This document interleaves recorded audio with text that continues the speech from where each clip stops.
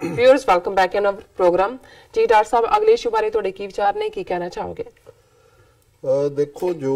कश्मीर ਦੇ ਵਿੱਚ ਚੱਲ ਰਿਹਾ ਹੈ ਉਸ ਬਾਰੇ ਯੂਨਾਈਟਿਡ ਨੇਸ਼ਨਸ ਨੇ ਪਿਛਲੇ ਸਾਲ 49 ਪੇजेस ਦੀ ਕਾਫੀ ਡਿਟੇਲ ਦੇ ਵਿੱਚ ਰਿਪੋਰਟ ਛਾਪੀ ਜੀ।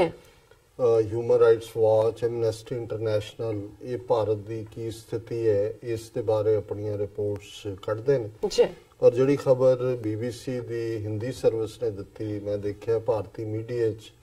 ਜਾਂ ਦੂਸਰੇ ਵੀ ਕਿਸੇ ਪਾਕਿਸਤਾਨੀ ਮੀਡੀਆ 'ਚ ਵੀ ਮੈਨੂੰ ਇਹ ਨਜ਼ਰ ਨਹੀਂ ਆਈ, ਉਹ ਇਹ ਹੈ ਕਿ United nations human rights council ਦੀ ਚੀਫ ਹੈ ਬੀਬੀ ਮਿਸ਼ੇਲ ਬਾਚਲ ਜੀ। ਮਿਸ਼ੇਲ ਉਹਨੇ ਜਿਹੜਾ ਹਿਊਮਨ ਰਾਈਟ ਕੌਂਸਲ ਦੀ ਜਦੋਂ ਐਨੂਅਲ ਮੀਟਿੰਗ 'ਚ ਰਿਪੋਰਟ ਜਾਰੀ ਕੀਤੀ ਹੈ ਉਹਦੇ 'ਚ ਉਹਨਾਂ ਨੇ ਕਿਹਾ ਕਿ ਵੀ ਭਾਰਤ ਦੇ ਵਿੱਚ ਮੁਸਲਮਾਨਾਂ ਦੇ ਉੱਤੇ ਜਿਹੜਾ ਉਹ ਜ਼ੁਲਮ ਹੋ ਰਿਹਾ ਔਰ ਉਹਨਾਂ ਨੇ ਭਾਰਤ ਸਰਕਾਰ ਨੂੰ ਇਸ ਗੱਲ ਦੀ ਵਾਰਨਿੰਗ ਦਿੱਤੀ ਹੈ ਕਿ ਜਿਹੜੀ ਡਿਵਾਈਡਿੰਗ ਪਾਲਿਸੀ ਹੈ ਲੋਕਾਂ ਨੂੰ ਪੋਲਰਾਈਜ਼ ਕਰਨ ਦੀ, ਇਸ ਨੂੰ ਅਵੋਇਡ ਕੀਤਾ ਜਾਏ ਔਰ ਨਹੀਂ ਤਾਂ ਭਾਰਤ ਦੀ ਜਿਹੜੀ ਇਕਨੋਮਿਕਲ ਗਰੋਥ ਹੈ ਉਹ ਵੀ ਬੜੀ ਬੁਰੀ ਤਰ੍ਹਾਂ ਹਰਟ ਹੋ ਰਹੀ ਹੈ ਜੀ। ਔਰ ਉਹਨਾਂ ਨੇ ਕਿਹਾ ਵੀ ਇਹ ਜਿਹੜਾ ਜ਼ੁਲਮ ਹੈ ਇਹ ਉਹਨਾਂ ਲੋਕਾਂ ਤੇ ਹੋ ਰਿਹਾ ਜਿਹੜੇ ਸਮਾਜ ਦੇ ਵਿੱਚ ਪਹਿਲਾਂ ਹੀ ਹਾਸ਼ੀਏ ਦੇ ਉੱਤੇ ਨੇ ਔਰ ਇਸ ਗੱਲ ਨੂੰ ਜਿਹੜਾ ਮੱਦੇਨਜ਼ਰ ਰੱਖਦੇ ਆ ਉਹਨਾਂ ਦੀ ਐਗਜ਼ੈਕਟ ਕੋਟ ਹੈ ਵੀ ਸਾਨੂੰ ਇਹ ਰਿਪੋਰਟ ਮਿਲੀ ਹੈ ਜਿਸ ਤੋਂ ਇਹ ਸੰਕੇਤ ਮਿਲਦੇ ਨੇ, ਇਸ਼ਾਰੇ ਮਿਲਦੇ ਨੇ ਕਿ ਭਾਰਤ ਦੇ ਵਿੱਚ ਅਕਲੀਅਤਾਂ ਦੇ ਨਾਲ ਜ਼ੁਲਮ ਦੀਆਂ ਘਟਨਾਵਾਂ ਵਾਕਿਆ ਬਹੁਤ ਜ਼ਿਆਦਾ ਵਧੇ ਨੇ ਜੀ। ਔਰ ਖਾਸ ਤੌਰ ਤੇ ਇਹਨਾਂ ਜ਼ੁਲਮਾਂ ਦਾ ਸ਼ਿਕਾਰ ਮੁਸਲਮਾਨ, ਦਲਿਤ ਤੇ ਹਿਸਟੋਰੀਕਲੀ ਜਿਹੜੇ ਵਿਚਾਰੇ ਬੜੇ ਪਛੜੇ ਹੋਏ ਆਦੀਵਾਸੀ ਨੇ, ਟ੍ਰਾਈਬਲਸ ਜੀ, ਉਹ ਨੇ। ਔਰ ਉਹਨਾਂ ਨੇ ਜਨੀਵਾ ਦੇ ਵਿੱਚ ਇਹ ਗੱਲ ਜਿਹੜੀ ਹੈ ਹਿਊਮਨ ਰਾਈਟਸ ਕੌਂਸਲ ਦੀ ਮੀਟਿੰਗ ਦੇ ਵਿੱਚ ਕਹੀ ਔਰ ਇਸੇ ਸਟੋਰੀ ਦੇ ਵਿੱਚ ਹੈ ਕਿ ਇਸ ਤੋਂ ਪਹਿਲਾਂ ਜਿਹੜੀ ਉਹਨਾਂ ਦੀ ਇਹੀ ਕੌਂਸਲ ਹੈ ਉਹਨਾਂ ਨੇ ਕਸ਼ਮੀਰੀਆਂ ਦੇ ਹਿਊਮਨ ਰਾਈਟਸ ਦੀ ਗੱਲ ਕਰਦੇ ਆ ਕਿਵੇਂ ਉਹ ਹਿਊਮਨ ਰਾਈਟ ਵਾਇਲੇਟ ਹੋ ਰਹੇ ਨੇ ਉਸ ਦੀ ਇਨਵੈਸਟੀਗੇਸ਼ਨ ਦੀ ਗੱਲ ਕੀਤੀ ਸੀ। ਜਿਹੜੇ 49 ਸਫੇ ਦੀ ਰਿਪੋਰਟ ਅਜੇ ਤੱਕ ਕੋਈ ਕਮਿਸ਼ਨ ਤਾਂ ਨਹੀਂ ਬਣਿਆ ਜੀ, ਲੇਕਿਨ ਉਸ ਰਿਪੋਰਟ ਦੇ ਵਿੱਚ ਰਿਕਮੈਂਡੇਸ਼ਨ ਸੀ ਕਿ ਇੱਕ ਫੁੱਲ ਫਲੈਜਡ ਕਮਿਸ਼ਨ ਬਣੇ ਜਿਹੜਾ ਕਿ ਸਾਰੇ ਨੂੰ ਇਨਵੈਸਟੀਗੇਟ ਕਰੇ ਔਰ ਭਾਰਤ ਨੇ ਉਦੋਂ ਇਹਨੂੰ ਰਿਪੋਰਟ ਨੂੰ ਬਿਲਕੁਲ ਖਾਰਿਜ ਕਰਦਿਆਂ ਕਿਹਾ ਸੀ ਕਿ ਜੀ ਨਹੀਂ, ਇਹ ਬਿਲਕੁਲ ਅਸੀਂ ਇਹ ਸਾਡੀ ਸੋਵਰਨਿਟੀ ਦੇ ਵਿੱਚ ਦਖਲ ਅੰਦਾਜ਼ੀ ਹੈ ਔਰ ਇਹ ਸਾਡੀ ਯੂਨਿਟੀ ਇੰਟੈਗ੍ਰਿਟੀ ਦੇ ਖਿਲਾਫ ਹੈ। ਫਿਰ ਇਸ BBC ਸਟੋਰੀ ਦਾ ਇਹ ਹਿੱਸਾ ਹੈ ਕਿ 2016 ਦੇ ਵਿੱਚ ਹਿਊਮਨ ਰਾਈਟਸ ਵਾਚ ਨੇ ਤੇ ਐਮਨੈਸਟੀ ਇੰਟਰਨੈਸ਼ਨਲ ਨੇ ਆਪਣੀਆਂ ਜਿਹੜੀਆਂ ਸਾਲਾਨਾ ਰਿਪੋਰਟਸ, ਐਨੂਅਲ ਰਿਪੋਰਟ ਜਾਰੀ ਕੀਤੀਆਂ ਸੀ ਉਹਦੇ ਵਿੱਚ ਮੋਦੀ ਗਵਰਨਮੈਂਟ ਦਾ ਜਿਹੜਾ ਹਿਊਮਨ ਰਾਈਟਸ ਬਾਰੇ ਨਾ ਪੱਖੀ ਰਿਕਾਰਡ ਹੈ ਉਹਨੂੰ ਉਹਨਾਂ ਨੇ ਹਾਈਲਾਈਟ ਕੀਤਾ ਸੀ। ਫਿਰ ਐਮਨੈਸਟੀ ਇੰਟਰਨੈਸ਼ਨਲ ਨੇ ਗ੍ਰੀਨ ਪੀਸ ਆਰਗੇਨਾਈਜੇਸ਼ਨ ਔਰ ਫੋਰਡ ਫਾਊਂਡੇਸ਼ਨ ਜਿਨ੍ਹਾਂ ਨੂੰ ਉਹਨਾਂ ਨੇ ਉੱਥੇ ਬੈਨ ਕੀਤਾ ਹੋਇਆ ਕਿ ਵੀ ਉਹਨਾਂ ਦੇ ਫੋਰਨ ਕੰਟਰੀਬਿਊਸ਼ਨਸ ਵੀ ਰੋਕੀਆਂ ਗਈਆਂ, ਫੰਕਸ਼ਨ ਕਰਨ ਤੋਂ ਵੀ ਇਹਨਾਂ ਨੂੰ ਰੋਕਿਆ, ਉਸ ਦਾ ਹਵਾਲਾ ਦਿੱਤਾ ਸੀ। ਔਰ 2016 ਦੀ ਹਿਊਮਨ ਰਾਈਟਸ ਵਾਚ ਦੀ ਰਿਪੋਰਟ 'ਚ ਕਿਹਾ ਗਿਆ ਸੀ ਕਿ ਵੀ ਜਿਹੜੀ ਫਰੀडम ਆਫ ਐਕਸਪ੍ਰੈਸ਼ਨ ਹੈ, ਵਿਚਾਰਾਂ ਦੀ ਆਜ਼ਾਦੀ ਹੈ, ਉਸ ਤੇ ਜਿਹੜੇ ਹਮਲੇ ਹੋ ਰਹੇ ਨੇ ਮੋਦੀ ਸਰਕਾਰ ਉਹਨੂੰ ਰੋਕਣ ਦੇ ਵਿੱਚ ਫੇਲ ਹੋਈ ਹੈ। ਔਰ 659 ਪੇਜ ਦੀ ਰਿਪੋਰਟ ਹਿਊਮਨ ਰਾਈਟਸ ਵਾਚ ਦੀ ਸੀ ਕਿ ਵੀ ਇਹ ਜਿਹੜੀਆਂ NGOs, ਵੱਡੇ ਜਿਹੜੇ ਇੰਡਸਟਰੀਅਲ ਹੋਮਸ ਨੇ, ਖਾਸ ਤੌਰ ਤੇ ਮਲਟੀਨੈਸ਼ਨਲਸ, ਇਹ ਜਦੋਂ ਉੱਥੇ ਟ੍ਰਾਈਬਲਸ ਨੂੰ ਉਹਨਾਂ ਦੀਆਂ ਜ਼ਮੀਨਾਂ ਤੋਂ ਖਦੇੜਦੇ ਨੇ ਤੇ ਉਹ ਉਹਦਾ ਵਿਰੋਧ ਕਰਦੇ ਨੇ, ਲੇਕਿਨ ਗਵਰਨਮੈਂਟ ਜਿਹੜੀ ਆ ਉਹ ਮਲਟੀਨੈਸ਼ਨਲਸ ਨੂੰ ਹੀ ਜਿਹੜੀ ਹੈ ਇਨਕਰੇਜ ਕਰਦੀ ਹੈ ਔਰ ਜਿਹੜੀਆਂ ਵਿਰੋਧ ਕਰਨ ਵਾਲੀਆਂ ਆਰਗੇਨਾਈਜੇਸ਼ਨਸ ਨੇ ਉਹਨਾਂ ਦੀ ਫੰਡਿੰਗ ਦੇ ਉੱਤੇ ਪਾਬੰਦੀ ਹੈ। ਔਰ ਹਿਊਮਨ ਰਾਈਟਸ ਵਾਚ ਦੀ ਬੀਬੀ ਮੀਨਾਕਸ਼ੀ ਗਾਂਗੁਲੀ ਨੇ ਕਿਹਾ ਸੀ ਕਿ ਜਿਹੜਾ ਭਾਰਤ ਸਰਕਾਰ ਦੇ ਨਾਲ ਸਹਿਮਤ ਨਹੀਂ ਹੈ ਉਸ ਦੇ ਨਾਲ ਜੋ ਸਲੂਕ ਕੀਤਾ ਜਾ ਰਿਹਾ ਹੈ ਇਹ ਡੈਮੋਕ੍ਰੇਸੀ ਕਿਸੇ ਦੇ ਵਿੱਚ ਨਹੀਂ ਹੁੰਦਾ, ਇਹ ਤਾਂ ਈਵਨ ਵਿਚਾਰਾਂ ਦੇ ਪ੍ਰਗਟਾਵੇ ਦੀ ਜਿਹੜੀ ਆਜ਼ਾਦੀ ਹੈ ਉਸ ਦੇ ਉੱਤੇ ਸਿੱਧਾ ਹਮਲਾ ਹੈ। ਸੋ ਅਸੀਂ ਸਮਝਦੇ ਹਾਂ ਕਿ ਬੇਸ਼ੱਕ ਇੰਟਰਨੈਸ਼ਨਲੀ ਹੁਣ ਤੱਕ ਕਾਫੀ ਚੁੱਪੀ ਰਹੀ ਹੈ ਪਰ ਇਹ ਜਿਹੜੀਆਂ ਮਨੁੱਖੀ ਹੱਕਾਂ ਦੇ ਲਈ ਕੰਮ ਕਰਨ ਵਾਲੀਆਂ ਆਰਗੇਨਾਈਜੇਸ਼ਨਸ ਨੇ ਔਰ ਹਿਊਮਨ ਰਾਈਟਸ ਕੌਂਸਲ ਨੇ ਵੀ ਪਿਛਲੇ ਪੀਰੀਅਡ ਜਦੋਂ ਕਸ਼ਮੀਰ ਦੇ ਉੱਤੇ ਰਿਪੋਰਟ ਕੱਢੀ, Amnesty international, human rights watch ਤਾਂ ਪਹਿਲਾਂ ਹੀ ਰਿਪੋਰਟਸ ਕੱਢਦੇ ਨੇ, ਪਰ ਅਫਸੋਸ ਇਸ ਗੱਲ ਦਾ ਹੈ ਕਿ ਜਿਹੜੇ ਪੱਛਮੀ ਦੇਸ਼ ਜਿਹੜੇ ਆਪਣੇ ਆਪ ਨੂੰ ਸਿਵਲਾਈਜ਼ਡ, ਤਹਿਜ਼ੀਬ ਸ਼ੁਦਾ ਔਰ ਸਿਵਲਾਈਜੇਸ਼ਨ ਦਾ ਪਿਓ ਸਮਝਦੇ ਨੇ ਉਹਨਾਂ ਦੀਆਂ ਫੋਰਨ ਪਾਲਿਸੀਜ਼ ਦੇ ਵਿੱਚ ਭਾਰਤ ਨੂੰ ਜਿਹੜਾ ਕੋਈ ਇਸ ਕਿਸਮ ਦਾ ਨਿਸ਼ਾਨਾ ਨਹੀਂ ਬਣਾਇਆ ਜਾਂਦਾ ਕਿ ਉੱਥੇ 9000 ਤੋਂ ਜ਼ਿਆਦਾ NGOs ਉਹਨਾਂ ਨੂੰ ਜਿਹੜਾ ਉਹਨਾਂ ਦੇ ਪਰਮਿਟ ਕੈਂਸਲ ਕਰ ਦਿੱਤੇ ਗਏ ਜੀ ਮੁਸਲਮਾਨਾਂ ਦੇ ਨਾਲ ਦਲਿਤਾਂ ਦੇ ਨਾਲ ਈਵਨ ਇਹਨਾਂ ਦੇ ਆਪਣੇ ਈਸਾਈਆਂ ਦੇ ਨਾਲ ਜਿੱਥੇ ਈਵਨ ਕ੍ਰਿਸਮਸ ਮਨਾਉਣ ਦੇ ਉੱਤੇ ਕਈ ਥਾਂ ਰੋਕ ਲੱਗੀ ਪਾਬੰਦੀ ਹੋਈ ਹਮਲੇ ਹੋਏ ਬਿਲਕੁਲ ਹੁਣ ਪਾਕਿਸਤਾਨ ਦੇ ਵਿੱਚ ਇੱਕ ਆਸੀਆ ਬੀਬੀ ਦਾ ਕੇਸ ਤਾਂ ਅਮਰੀਕਨ ਕਾਂਗਰਸ ਦੇ ਵਿੱਚ ਵੀ ਉਠਾਇਆ ਜਾਂਦਾ ਹੈ 2 ਕਾਂਗਰਸਮੈਨ ਮਤਾ ਲਿਆਉਂਦੇ ਨੇ ਕਿ ਜੀ ਉਹਨੂੰ ਅਸਾਈਲਮ ਦਿੱਤੀ ਜਾਏ ਔਰ ਪਾਕਿਸਤਾਨ ਦੇ ਉੱਤੇ ਪੂਰਾ ਦਬਾਅ ਵੀ ਬਣਾਇਆ ਜਾਂਦਾ ਹੈ ਪਰ ਕਿੰਨੀਆਂ ਆਇਸ਼ਾ ਬੀਬੀਆਂ ਨੇ ਭਾਰਤ ਦੇ ਵਿੱਚ ਈਵਨ ਇਹਨਾਂ ਦੇ ਆਪਣੇ ਧਰਮ ਨਾਲ ਵੈਸਟ ਦਾ ਮੇਨ ਧਰਮ ਤਾਂ ਕ੍ਰਿਸਚੀਅਨਿਟੀ ਹੈ ਬਿਲਕੁਲ ਉਹਨਾਂ ਦੇ ਸਕੂਲਾਂ ਤੇ ਹਮਲੇ ਹੋਏ ਨੇ ਨਨਸ ਨਾਲ ਗੈਂਗ ਰੇਪਸ ਹੋਏ ਨੇ ਔਰ ਉਸ ਸਾਰੇ ਦੇ ਬਾਵਜੂਦ ਇਹਨਾਂ ਦੀ ਜਿਹਨੂੰ ਕਹਿੰਦੇ ਨੇ ਕਿ ਟੈਪ ਔਨ ਦਾ ਰਿਸਟ ਹੋਏਗਾ ਮਾੜੀ ਮੋਟੀ report United States commission on international religious freedom ਨੇ ਕੱਢ ਦਿੱਤੀ ਜਾਂ ਸਟੇਟ ਡਿਪਾਰਟਮੈਂਟ ਦੇ ਰਿਲੀਜੀਅਸ ਵਿੰਗ ਨੇ ਕੱਢ ਦਿੱਤੀ ਪਰ ਕੋਈ ਵੀ ਉਹਨਾਂ ਦੇ ਖਿਲਾਫ ਸੀਰੀਅਸ ਕਾਰਵਾਈ ਦੀ ਗੱਲ ਜਿਹੜੀ ਹੈ ਔਰ ਉਹਨਾਂ ਨੂੰ ਚੇਤਾਵਨੀ ਨਹੀਂ ਦਿੱਤੀ ਗਈ ਸੋ ਅਸੀਂ ਸਮਝਦੇ ਹਾਂ ਵੀ ਹਿਊਮਨ ਰਾਈਟਸ ਕਾਉਂਸਲ ਚ ਘੱਟੋ ਘੱਟ ਬੀਬੀ ਮਿਸ਼ਲ ਜਿਹੜੇ ਕਿ ਹੁਣ ਮੁਖੀ ਬਣੇ ਨੇ ਇਹਨਾਂ ਨੇ ਘੱਟੋ ਘੱਟ ਇਸ ਗੱਲ ਨੂੰ ਸਾਹਮਣੇ ਤਾਂ ਲਿਆਂਦਾ ਕਿ ਵੀ ਭਾਰਤ ਦੇ ਨਕਸ਼ੇ ਦੇ ਵਿੱਚ ਮੁਸਲਮਾਨ ਦਲਿਤ ਔਰ ਟ੍ਰਾਈਬਲਸ ਉਹ ਵੀ ਸਫਰ ਕਰ ਰਹੇ ਨੇ ਔਰ ਉਸ ਦੇ ਲਈ ਜਿਹੜੀ ਹੈ ਅਕਾਊਂਟੇਬਿਲਟੀ ਦੀ ਗੱਲ ਵੀ ਕੀਤੀ ਜੀ ਡਾਕਟਰ ਸਾਹਿਬ ਤੁਹਾਡਾ ਬਹੁਤ ਬਹੁਤ ਸ਼ੁਕਰੀਆ ਤੁਸੀਂ ਇਹ ਵਾਲਾ ਇਸ਼ੂ ਸਾਡੇ ਦਰਸ਼ਕਾਂ ਨਾਲ ਸਾਂਝਾ ਕੀਤਾ ਨਾਲੇ ਅਭੀ ਆਪਾਂ ਅਨਾਉਂਸ ਕਰ ਦਈਏ ਕਿ ਜੋ ਸਾਡਾ ਦੂਸਰਾ ਸੈਗਮੈਂਟ ਹੈ ਟੈਕਨੀਕਲ ਕੋਈ ਖਰਾਬੀ ਹੋਣ ਕਰਕੇ ਉਹ YouTube ਤੇ ਔਰ Facebook ਤੇ ਨਹੀਂ ਚੱਲ ਪਾਇਆ ਅਸੀਂ ਇਸ ਦੀ ਮਾਫੀ ਚਾਹੁੰਦੇ ਹਾਂ ਔਰ ਆਪਾਂ ਹੁਣ Facebook ਮੈਸੇਜ ਲਵਾਂਗੇ ਜੋ ਪਹਿਲੇ ਸੈਗਮੈਂਟ ਤੇ ਮੈਸੇਜ ਨੇ ਸਾਡੇ ਕੋਲ ਬਲਵੰਤ ਸਿੰਘ ਸਾਨੂੰ ਲਿਖਦੇ ਨੇ ਲਵੇਬਲ thoughts of Guru Nanak Sahib beautifully by Dr. Sahib these are for whole humanity and bring people together Ali Raza san likhde ne Dr. Sahib you are right and Bhai Gurmeet Singh Babbar san likhde ne je Bharat hath koi Pakistani fauji aa janda Modi jeep age ban ke ਚੋਣ ਪ੍ਰਚਾਰ ਕਰਦਾ ਹੁੰਦਾ ਰਾਗਤ ਨਾ ਲਿਖਿਆ ਸਾਨੂੰ ਅਵਤਾਰ ਸਿੰਘ ਨੇ ਸਾਨੂੰ ਲਿਖਦੇ ਨੇ ਵਾਹਿਗੁਰੂ ਜੀ ਕਾ ਖਾਲਸਾ ਵਾਹਿਗੁਰੂ ਜੀ ਕੀ ਫਤਿਹ ਮੈਂ ਫਿਰ ਦੁਬਾਰਾ ਆਪਣੇ ਦਰਸ਼ਕਾਂ ਨੂੰ ਸਾਂਝੀ ਫਤਿਹ ਬੁਲਾਉਂਦੀ ਹਾਂ ਵਾਹਿਗੁਰੂ ਜੀ ਕਾ ਖਾਲਸਾ ਵਾਹਿਗੁਰੂ ਜੀ ਕੀ ਫਤਿਹ ਅਰੇ ਔਰ ਸਭ ਨੂੰ ਅਸਲਾਮ ਵਾਲੇਕਮ ਵੀ ਕਹਿੰਦੀਆਂ ਇਸੇ ਤਰ੍ਹਾਂ YouTube ਤੇ ਵੀ ਸਾਡੇ ਕੋਲ ਕਾਫੀ ਸਾਰੇ ਮੈਸੇਜ ਨੇ ਸਾਡੇ ਜੋ ਪਹਿਲਾ ਸੈਗਮੈਂਟ ਸੀ ਉਸ ਉੱਪਰ ਔਰ ਮੁਦੱਸਰ ਤੁਹਾਡੇ ਤੋਂ ਲੈਣਾ ਮਾਈਕ ਅਬਦੁੱਲਾ ਅਲੀ ਖਾਨ ਕਹਿੰਦੇ ਨੇ good evening doctor Sahib I am firm Pakistan ਜੀ currently residing in Canada have noticed the Nazi symbol on Hindu temples here and in different things as well. Can you help me understand what it means? Abdullah Ali Khan ji ਅਸਲ ਚ ਜਿਹੜਾ ਐਰੀਅਨ Hitler ਜਾਂ ਨਾਜ਼ੀਆਂ ਦੀ ideology ਸੀ ਇਹ ਆਰੀਆ ਚੋਂ ਆਇਆ ਜੀ ਔਰ ਇਹ ਜਿਹੜੇ ਆਰੀਅਨ ਰੇਸ ਦਾ ਕਨਸੈਪਟ ਸੀ ਇਨਫੈਕਟ ਬ੍ਰਾਹਮਣਵਾਦ ਦਾ ਕਨਸੈਪਟ ਇਹਦੇ ਤੇ ਬੇਸਡ ਸੀ ਕਿ ਗੋਰਾ ਰੰਗ ਲੰਬਾ ਨੱਕ ਜਿਹੜੀ ਡਿਫਰੈਂਟ ਵਾਈਟ ਰੇਸ ਹੈ ਜਿਹੜੇ ਆਪਣੇ ਆਪ ਨੂੰ ਅੱਜ ਵੀ ਇੰਡੋ ਯੂਰਪੀਅਨ ਰੂਟਸ ਕਹਿੰਦੇ ਨੇ ਸੋ ਇਹ ਜਿਹੜਾ ਨਾਜ਼ੀਆਂ ਨੇ ਸਿੰਬਲ ਵੀ ਪਿਕ ਕੀਤਾ ਥੋੜਾ ਜਿਹਾ ਉਹਦੀ ਫਾਰਮੇਸ਼ਨ 'ਚ ਡਿਫਰੈਂਸ ਹੈ ਪਰ ਉਹੀ ਜਿਹੜਾ ਜਿਹਨੂੰ ਸਵਸਤਿਕਾ ਕਹਿੰਦੇ ਨੇ ਹੁਣ ਸਵਸਤਿਕਾ ਵੀ ਜਿਹੜਾ ਉਹਦਾ ਨਾਂ ਹੈ ਔਰ ਇਹ ਸੰਸਕ੍ਰਿਤ ਦਾ ਲਫ਼ਜ਼ ਹੈ ਸੋ ਜ਼ਾਹਿਰ ਹੈ ਕਿ ਜਿਹੜਾ ਰੇਸਿਜ਼ਮ ਦਾ ਕਨਸੈਪਟ ਹੈ ਜਿਹੜਾ ਕਿ ਹਿਟਲਰ ਨੇ ਲਿਆ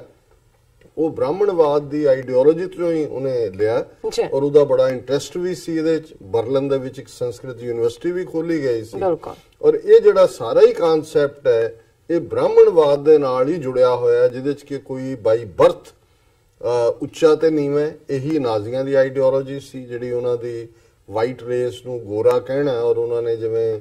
ਉਸ ਸਾਰੀ ਆਈਡੀਓਲੋਜੀ ਨੂੰ ਇੰਪਲੀਮੈਂਟ ਕੀਤਾ ਸੋ ਬਹੁਤ ਬਹੁਤ ਸ਼ੁਕਰੀਆ दूसरा सेगमेंट भी सामने आ गया साडे कोल ओके इरफान शायद सान लिखदे ने know live streaming on YouTube ना लिखा लाइव सॉरी लाइव लिखिया उन्होंने सॉरी नवदीप सिंह सान लिखदे ने Guru Gobind Singh ji said if you want peace you should be ready for war very nice and Basing सान लिखदे ने as Tufan said peace comes from burial of gun and Satpal Singh Puriwal ਸਾਨੂੰ ਫਤਿਹ ਬੁਲਾਉਂਦੇ ਨੇ ਬਾਦ ਸਿੰਘ ਫਿਰ ਦੁਬਾਰਾ ਲਿਖਦੇ ਨੇ be prepared India is proceeding towards a civil war ਉਹਨਾਂ ਨੇ ਸਾਨੂੰ ਲਿਖਿਆ ਥੈਂਕ ਯੂ ਸੋ ਮਚ ਸਭ ਦਾ ਔਰ ਮੈਂ YouTube ਤੇ ਵੀ ਜਾਂਦੀ ਹਾਂ, ਸਾਡੇ ਕੋਲ ਕਾਫੀ ਸਾਰੇ ਮੈਸੇਜ ਨੇ। शहजाद इरफान लिखते हैं बड़ी देर की मेहरबान आते आते बहुत शुक्रिया। जफर इकबाल जी ने एक बड़ी गुरमुखी ਦੇ ਵਿੱਚ ਟਾਈਪਡ ਉਹਨਾਂ ਦਾ ਹੈ ਜੀ ਕਿ ਤੁਸੀਂ ਕਿਸ ਕਿਸਮ ਦਾ ਭੋਜਨ ਖਾ ਸਕਦੇ ਹੋ, ਕਿੰਨੇ ਲੋਕ ਤੁਹਾਨੂੰ ਇੱਕ ਚੰਗਾ ਵਿਚਾਰ ਦੇਣ ਲਈ ਖੁਸ਼ ਹਨ,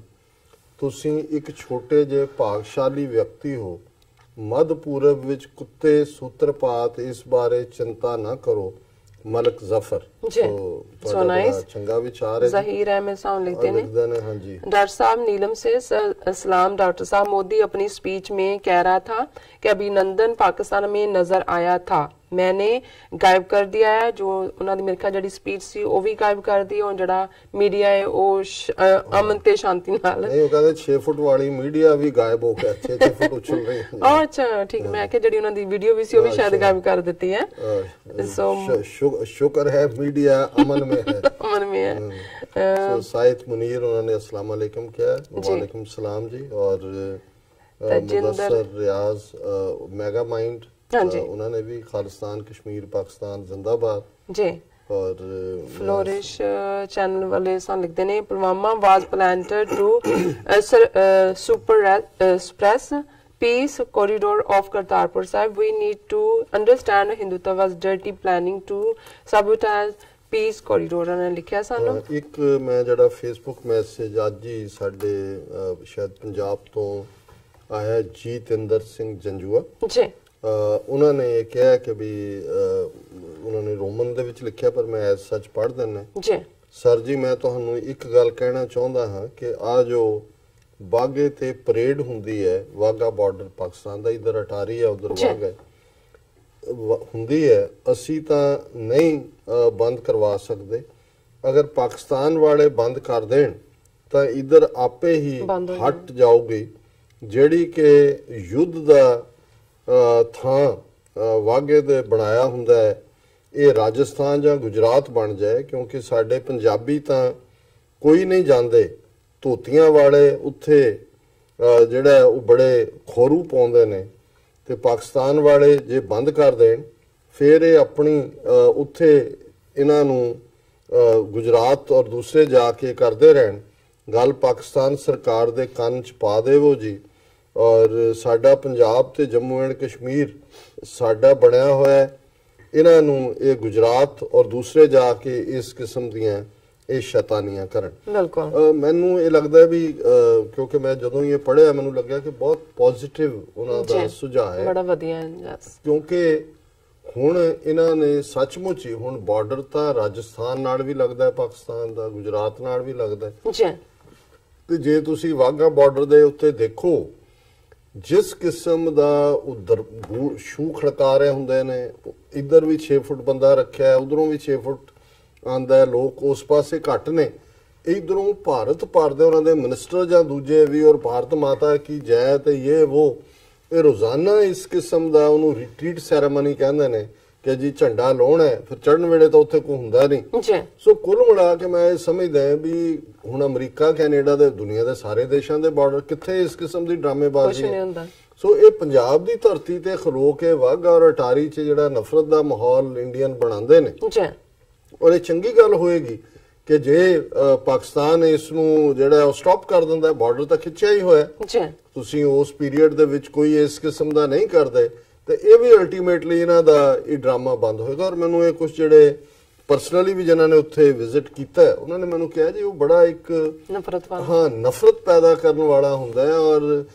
ਇਧਰੋਂ ਢੋਲ ਲੈ ਜਾਣਗੇ, ਔਰ ਇਸ ਕਿਸਮ ਦੀ ਨਫ਼ਰਤ ਇਹ ਬੰਦ ਹੋਣਾ ਚਾਹੀਦਾ। ਸੋ ਮੈਂ ਜੀਤਿੰਦਰ ਸਿੰਘ ਜੰਜੂਆ ਉਹਨਾਂ ਦਾ ਸ਼ੁਕਰੀਆ ਅਦਾ ਕਰਦਾ ਕਿ ਉਹਨਾਂ ਨੇ ਇੱਕ ਬੜਾ ਚੰਗਾ ਜਿਹੜਾ ਸੁਝਾਅ ਦਿੱਤਾ ਹੈ, ਸੁਜੈਸ਼ਨ ਦਿੱਤਾ, ਔਰ ਇਸ ਤੇ ਅਸੀਂ ਸਮਝਾਂਗੇ ਕਿ ਜਿਹੜੇ ਵੀ ਪਾਕਿਸਤਾਨ ਦੇ ਵਿੱਚ ਪਾਲਿਸੀ ਮੇਕਰ ਨੇ ਉਹਨਾਂ ਤੱਕ ਇਹ ਗੱਲ ਜੇ ਪਹੁੰਚਦੀ ਹੈ ਤੇ ਘੱਟੋ ਘੱਟ ਇਹ ਵੀ ਇੱਕ ਉਹਨਾਂ ਨੂੰ ਡੀਫਲੇਟ ਕਰਨਾ ਹੀ ਹੋਏਗਾ। ਔਰ ਮੈਂ ਦੇਖ ਰਿਹਾ ਵੀ ਵਕਤ ਹੈ ਮੈਗਾ ਮਾਈਂਡ ਜੀ ਜਿਨ੍ਹਾਂ ਨੇ ਸਾਨੂੰ ਲਿਖਦੇ ਹੀ ਰਹਿੰਦੇ ਨੇ ਲਗਾਤਾਰਤਾ ਨਾਲ, ਉਹਨਾਂ ਨੇ ਇੱਕ ਗੱਲ ਕੀਤੀ ਹੈ, ਹਾਲਾਂਕਿ ਮੈਂ ਇਸ ਬਾਰੇ ਕੋਈ ਰਿਲੇਟਡ ਸਟੋਰੀ ਨਹੀਂ ਦੇਖੀ, लेकिन उन्होंने कहा भी इस्लाम डॉक्टर साहब, I have learned that Pakistan has an Israeli pilot who was also accompanying Abhinandan if you remember in the press conference, ISPR Asif Ghafoor said that we have 2 pilots, one being treated in military hospital and the other one, Abhinandan, was sent back to India. However, we never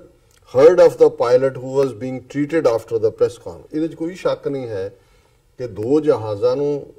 ਉਤਾਰਨ ਸੁੱਟਣ ਔਰ 2 pilots ਦੀ ਗੱਲ ਹੋਈ। ਪਰ ਮੈਂ ਸਗੋਂ ਦੇਖ ਰਿਹਾ ਸੀ ਕਿ ਜਿਨ੍ਹਾਂ ਨੇ ਜਿਸ ਬਜ਼ੁਰਗ ਨੇ ਲੀਡ ਕਰਕੇ ਕਰਾਊਡ ਨੂੰ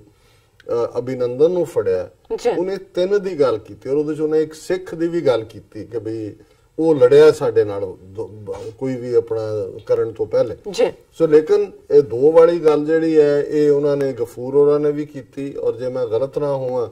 ਤੇ ਸ਼ਾਇਦ ਇਮਰਾਨ ਖਾਨ ਹੋਰਾਂ ਦੀ ਵੀ ਪ੍ਰੈਜੈਂਟੇਸ਼ਨ 'ਚ ਆਈ, ਮੈਨੂੰ ਹੁਣ ਐਗਜ਼ੈਕਟ ਯਾਦ ਨਹੀਂ। ਪਰ ਫਿਰ ਆਲ ਆਫ ਅ ਸਡਨ ਨਾ ਉਹਨਾਂ ਨੇ ਕਲੇਮ ਕੀਤਾ ਨਾ ਇੱਧਰ ਕੋਈ ਗੱਲ ਆਈ। ਸੋ ਇਹਨਾਂ ਦਾ ਇਹ ਕਹਿਣਾ ਹੈ ਕਿ ਵੀ ਇਹ ਪਹਿਲੇ 'ਚ ਕਿਹਾ ਗਿਆ ਸੀ ਕਿ ਇੱਕ ਦਾ ਇਲਾਜ ਚੱਲ ਰਿਹਾ ਮਿਲਟਰੀ ਹਸਪੀਟਲ 'ਚ। ਫਿਰ ਉਹਨਾਂ ਨੇ ਕਿਹਾ ਕਿ ਵੀ ਇਸ ਬਾਰੇ ਅਸੀਂ ਦੁਬਾਰਾ ਸੁਣ I am just learning that the other pilot is an Israeli and is captured by Pakistan Army and is still in Pakistan. I have strong suspicion that as the world never wanted to stand up and condemned Indian violation of Pakistan airspace, but soon they tried couple of times to again breach Pakistani waters. But when they learned that Pakistan Army was too strong for them, at that point you must have heard that Pakistan Foreign Minister Qureshi said that we have 2 methods of diplomacy, one public and the other one private. और Mike Pompeo ने भी किया कि जी मैं उतों उन्होंने call किया और दूसरा किया और ਜਿਹੜੇ ਅਰਬ ਫੋਰਨ ਮਿਨਿਸਟਰ ਵੀ ਆਏ ਨੇ, ਚਾਈਨੀਜ਼ ਡਿਪਟੀ ਫੋਰਨ ਮਿਨਿਸਟਰ ਵੀ ਆਏ। ਇਹ ਤਾਂ ਮੈਗਾ ਮਾਈਂਡ ਜੀ ਪਤਾ ਨਹੀਂ ਕਿ ਵੀ ਪਾਕਿਸਤਾਨੀ ਏਅਰ ਫੋਰਸ ਜਾਂ ਫੌਜ ਦੇ ਕੋਲ ਪਾਇਲਟ ਇਜ਼ਰਾਈਲੀ ਓਰੀਜਨ ਦਾ ਜਾਂ ਦੂਜਾ, ਪਰ ਇਹਦੇ 'ਚ ਕੋਈ ਸ਼ੱਕ ਨਹੀਂ ਹੈ ਕਿ ਇਨੀਸ਼ੀਅਲ ਸਟੋਰੀਜ਼ ਦੇ ਵਿੱਚ 2 ਪਾਇਲਟਸ ਦਾ ਜ਼ਿਕਰ ਸੀ। ਹਾਂ, ਇਹਦੇ 'ਚ ਕੋਈ ਸ਼ੱਕ ਨਹੀਂ ਹੈ ਕਿ ਕਨਫਰਮਡ ਹੈ ਕਿ ਜਿਹੜਾ ਮਿਰਾਜ 2000 ਜਹਾਜ਼ ਫਰਾਂਸ ਦੇ ਉਹਨਾਂ ਨੇ ਜਿਹੜੇ ਬੰਬ ਯੂਜ਼ ਕੀਤੇ ਉਹ ਇਜ਼ਰਾਈਲੀ ਮੇਡ ਔਰ ਇਜ਼ਰਾਈਲ ਨੇ ਇਹਦੇ 'ਚ ਐਕਸਟਰਾਆਰਡੀਨਰੀ ਇੰਟਰਸਟ ਦਿਖਾਇਆ ਔਰ ਕੋਚੀ ਔਰ ਗੋਆ ਤੋਂ ਡਾਇਰੈਕਟ ਤੈਲ ਅਵੀਵ ਦੀਆਂ ਫਲਾਈਟਸ ਸ਼ੁਰੂ ਕਰਨ ਦੀ ਗੱਲ ਵੀ ਜਿਹੜੀ ਹੈ ਕੱਲ ਹੀ ਇਹ ਸਟੇਟਮੈਂਟ ਆਈ। ਸੋ ਇਹ ਆਉਣ ਵਾਲੇ ਪੀਰੀਅਡ 'ਚ ਕਈ ਵਾਰੀ ਇਸ ਤਰ੍ਹਾਂ ਹੁੰਦਾ ਹੈ ਕਿਉਂਕਿ ਜੇ ਪਾਕਿਸਤਾਨ ਦੇ ਕੋਲ ਇਸ ਕਿਸਮ ਦਾ